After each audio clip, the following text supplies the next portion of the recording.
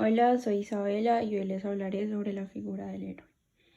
Bueno, durante finales del siglo XVIII y mediados del siglo XIX se percibió un radical cambio respecto al pensamiento de la sociedad, el cual se puede ver reflejado a través de la figura del héroe. Este término abarca una serie de implicaciones que conformarán más adelante el papel de protagonista de la novela. En el mundo en el mundo clásico o en el medieval, el héroe es aquel que se encarna los valores que la sociedad ha establecido, y es aquí donde radica esa importancia de cohesión social, que permita llegar a establecer una serie de valores reconocidos y comunes. Es por ello que sin valores no hay héroes. La figura de héroe representa esa encarnación de los ideales de la sociedad. El héroe actuará basándose en la manera en que la sociedad lo haya creado y será reconocido por el mérito de sus acciones. Por otra parte, la dimensión heroica varía dependiendo del contexto histórico en que se encuentre, ya que se adapta a los valores sociales. Por ejemplo, en la época medieval los héroes eran cristianos, y por ello los héroes se personificaban en el ideal de los caballeros. Por eso, en las épocas donde no existe esa cierta cohesión social, se dificulta la presencia de héroes. A partir de esto, se establecen dos diferencias: los héroes de lo establecido, que son los que se encarnan a esos valores sociales, y los héroes alternativos, los cuales luchan por cambiar estos valores. Bueno, entonces vamos a empezar con el héroe libertino, que es el que representé acá. Libertino. En la novela libertina tenemos una visión del mundo materialista, donde aún no se ha sufrido la tormenta igualitaria de la Revolución Francesa. Es por ello que los ciudadanos desean romper con todas aquellas barreras sociales que se les han impuesto, y es aquí donde se origina lo contemporáneo. Por un lado nos encontramos con aquellos que quieren hacer revolución, rompiendo dichas barreras sociales, ya que afirman que tanto la historia como las instituciones les han cortado esa libertad, limitándolos así en el proceso de búsqueda de felicidad que todo hombre debería tener. Es aquí donde se origina un enorme debate acerca de la igualdad y su relación entre la naturaleza y el hombre. Filósofos como Nietzsche entran en esta gran discusión. Explícitamente el pensamiento libertino establece que la relación de superioridad se ve más ligada a lo natural que a la igualdad social en sí. Bueno, esta representación de héroe libertino decidí ponerle San Nietzsche, basándome en el Marqués de Sades y en el filósofo Nietzsche. Bueno, entonces primero lo que podemos ver es el traje de este hombre. Ahora fijémonos un poco en los carteles. Y esto es porque el héroe libertino planteaba que el hombre debería buscar su felicidad, pero mediante su propio camino, ya que esto era una representación de la competencia individual. Entonces aquí vemos como dice, sé libre siempre, pero con clase. Eso demuestra que aunque ellos planteaban ese tipo de libertad y de eliminar esa jerarquización social, ellos siempre iban a mantener su posición social privilegiada y además se aprovechaban de esto. Entonces por eso acá puse solo para gente cool, para gente chévere. Lo que los libertinos planteaban era que deberíamos ser libres para que cada uno pudiera ser feliz. Y aunque básicamente ellos criticaban la jerarquización social, como lo dije ahorita, ellos no tenían ninguna intención revolucionaria, como muchos suelen creerlo, debido a que ellos se negaban a cumplir las normas sociales, pero finalmente terminaban cumpliéndolas hipócritamente. Esto para llegar a sus fines con mayor facilidad. Además sostenían que los hombres que negaban el orden social eran más naturales y por lo tanto eran más perfectos. Pero fijémonos en esta máscara que va a representar la hipocresía libertina, lo cual es un factor determinante dentro de estas características, debido a que estos siempre van a vivir engañando y utilizan esta hipocresía como su arma. Bueno, fijémonos en esta máscara, la cual representa la hipocresía, porque esta es una característica determinante en los libertinos, porque se puede decir que ellos tienen una doble cara, es decir, al exterior muestran otra personalidad que la que muestran en su interior y siempre van a vivir engañando a los demás. Ellos utilizaban la hipocresía como un arma a su favor y en su máscara que muestran al exterior Se muestran como seres nobles, respetables, debido a que este disfraz, por decirlo así, les resulta bastante conveniente para conseguir sus metas, sus fines, sus deseos. Y es muy difícil ver un libertino realmente, o sea, ver su carácter real era algo bastante complejo. Partiendo del hecho que además el libertinaje solo se veía entre los nobles y no para criticar al Estado en sí, sino para demostrar más que todo la intención que ellos tenían para captar las leyes profundas de la naturaleza. Este tipo de personas aprovechaban su posición social para darle rienda suelta a todas sus fantasías, envolviéndose en todo lo filosófico. Este tipo de héroe se podría describir como una persona sin sentimientos, sin valores morales, que lo único que le importa es complacer sus deseos, por decirlo así, un hombre muy individualista y muy egoísta. Justifica su crimen hablando de la naturaleza, es decir, que el crimen es aquel que va a ayudar al desarrollo de este tipo de naturaleza y que además de ello el héroe libertino va a justificar toda su violencia, todo su crimen mediante el hecho de la naturaleza, es decir, justifican la violencia diciendo que esta es fundamental para ayudar a la naturaleza. Esto se complementa perfectamente con su posición social, ya que al tener una posición social bastante privilegiada, es menos probable que se les fuera a recriminar sus acciones. Además, ellos también se preocupaban bastante porque se hicieran pequeños grupos. Es decir, pensaban que la igualdad no era para todos, sino solo para los más privilegiados. Conclusión, se podría decir que el héroe libertino era un ser humano bastante hipócrita y contradictorio a sus propios ideales, además bastante audaz y egoísta también. En conclusión, se podría decir que el héroe libertino era un ser bastante hipócrita que contradecía sus propios ideales y además que nunca iba a mostrarse realmente como era, sino que lo único que le importaba era complacer sus deseos. Además se podría describir también como alguien bastante audaz y alguien bastante enfocado en cumplir sus objetivos sin importar si estos afectaran o no a los demás. Bueno, ahorita acá tenemos la representación del héroe romántico, al cual decidí ponerle Quijano Wolf, un poco parecido a lo del Don Quijote. Y bueno, entonces acá basándonos en estos letreros dicen: solo sígueme a mí, soy 100% real, no trates de ser como los otros. Entonces, a diferencia del héroe libertino, el héroe romántico lo que desea es que todos lo sigan, es decir, que todos lo sigan a él. Desea ser el líder, pero los demás prácticamente ignoran su voz.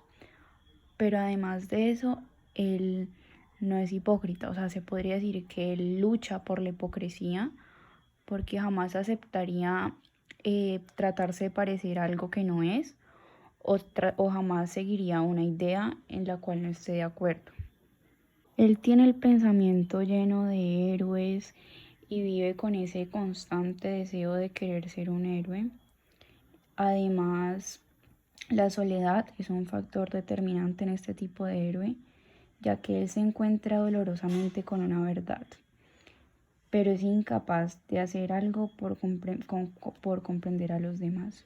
Comparar con un profeta, porque su voz se puede escuchar en toda parte, pero nadie jamás la va a seguir. Y por eso normalmente este tipo de héroe se siente un poco despreciado por la sociedad. Y bueno, además de eso, también es un es un ser que tiene una posición privilegiada. También se podría comparar con el anterior, por eso se puede decir que eso tienen en común. Pero de manera moral y ética son totalmente distintos. Este tipo de héroe también se asemeja mucho a la locura y por eso dibujé este símbolo de acá, el cual es un símbolo japonés que refleja la locura y se llama kanji. A los diversos fracasos y rechazos que este héroe recibe por parte de la sociedad, él los trata de convertir o se convence de sí mismo que estos son un símbolo de triunfo. Piensa que nadie está a su altura y que los demás no comprenden el gran nivel que este mismo tiene. Respecto a la historia, ya no veremos una visión objetiva, sino más que todo subjetiva, porque ya no se verá representado el espíritu de una época en este objeto artístico, sino más que todo va a ser una crítica de ese espíritu desde la subjetividad. El hombre pierde ese apoyo de lo común y se ve lanzado a la búsqueda de lo individual. Es por ello que hacen bastante referencia al Don Quijote, porque él se aventuraba a, a buscar su imposible amor con Dorotea, con Dulcinea, perdón. Yo que este tipo de héroe se asemeja tanto con Don Quijote de la Mancha, porque lo que se criticaba ahí era el ideal literario, el ideal del amor, donde se ve a Don Quijote y Dulcinea. Además, el ideal de lo político y por último el ideal de la justicia, por todas esas aventuras que el Don Quijote tenía. Es por ello que este tipo de héroe se asemeja tanto a Don Quijote de la Mancha, debido a que él de tanto leer novelas de caballería termina enloqueciendo, ¿sí? Y creyéndose que es un caballero andante. Y él a sí mismo se pone ese nombre. Entonces es por ello que este tipo de hombre se asemeja mucho. Por eso que este tipo de héroe se asemeja bastante a Don Quijote de la Mancha, porque como sabemos, este de tanto leer novelas de caballería termina enloqueciendo y se cree un caballero andante. O sea, él no lo es, pero él está convencido de que lo es, y como vemos en sus batallas, él lucha contra molinos, él cree que va a derrotar a gigantes, pero todo es invención de su imaginación. Entonces por eso esto se asocia demasiado a la locura. Bueno, aquí vemos la espada, que significa que va a luchar contra las injusticias, y acá vemos el corazón, que representa el amor, porque él además desea encontrar ese amor imposible. Bueno, en el caso de Don Quijote es Dulcinea. Y pues en resumen, más su verdadera lucha es la cuestión del olvido. Es decir, él prefiere ser destruido pero jamás derrotado. O sea, para él es mejor participar en la batalla y salvar al héroe, lo cual lo permite entrar en ser leyenda. O sea, su mayor miedo es que lo olviden o que lo recuerden como uno más del montón, porque se dice que prefiere ser el acusado a ser uno más entre los jueces. Por eso que principalmente puse esto, no seas como los otros, y el número 1 acá, porque él siempre desea ser el mejor, el recordado, el que nadie va a olvidar. O sea, su lucha se ve más que todo reflejada a esa igualdad. Bueno, para el héroe realista decidí escoger a Napoleón Bonaparte. Primero explicaré un poco qué es el héroe realista, y segundo explicaré por qué lo escogí. La novela realista solo puede desarrollarse en un ámbito que es meramente social. El héroe realista está consciente de dos cosas, las cuales son que los límites de la batalla son los de la historia de lo social que los límites de la batalla son los de la historia y los de lo social, y en segundo lugar de la debilidad del enemigo. Bueno, además se podría describir este héroe como un ser más racional en comparación a los otros dos. Su lucha se ve plasmada en ese deseo por sobresalir, pero a diferencia de los héroes románticos, los héroes realistas no quieren ese tipo de gloria. Ellos lo que quieren son el beneficio que trae consigo la fama y el reconocimiento social.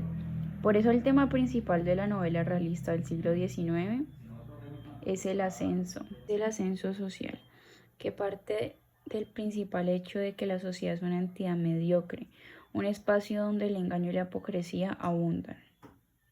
Por ello que el joven realista ya no necesita ser noble, la única condición que necesita para sobrevivir es su astucia, la cual le permitirá subir de posición social sin importar lo que deba hacer por conseguirlo. Es aquí donde la seducción, la hipocresía y esa capacidad de fingir son factores determinantes que tienen como resultado que este tipo de héroes entiendan que la sociedad, primero, no está ni conformada por seres auténticos, sino más que todo por máscaras que esconden la mediocridad general. Este héroe tampoco es revolucionario, ya que él necesita ese orden establecido para poder desplazarse por él mismo. Se podría afirmar que su verdadera lucha radica en contra del derecho de la cuna, es decir, que rechazan ese derecho que se tiene al nacer de una familia privilegiada. Lo que plantea es que se debe ascender socialmente gracias a los méritos propios y no aprovechándose del privilegio de la cuna. Una de sus mayores preocupaciones radica en el hecho de ver personas mediocres delante de ellos en la escala social. Prácticamente se ocupan de convencer a los demás, es decir, a los que están arriba, de que ellos son iguales y que se olviden de su origen y vean sus cualidades propias. Además, durante este periodo, debido a la pérdida de títulos y privilegios, el dinero se vuelve un factor fundamental, ya que este determina las posiciones de cada persona. Este tipo de héroe no necesita tener principios, lo que más importa acá es el dinero. No necesita apoyarse en la verdad, sino en amigos influyentes, es decir, que le convengan en todos los sentidos. Y tiene claro que cada acción que realice o logro que consiga será para entrar al gran mundo aprovechándose de su poder de seducción. Además, la novela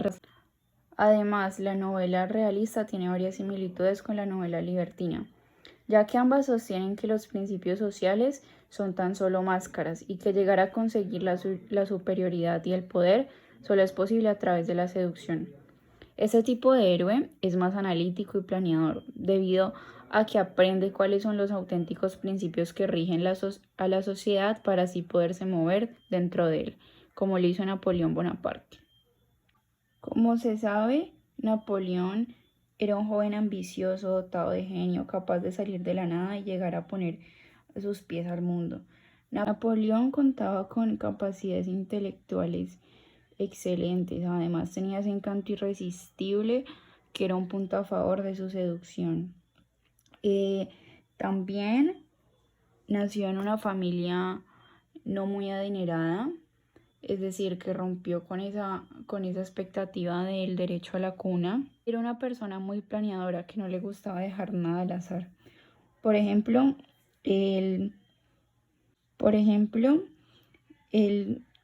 aprovechaba sus habilidades mentales y pensaba en días o incluso en meses antes de las batallas, los posibles problemas militares que se llegaran a desarrollar en estas.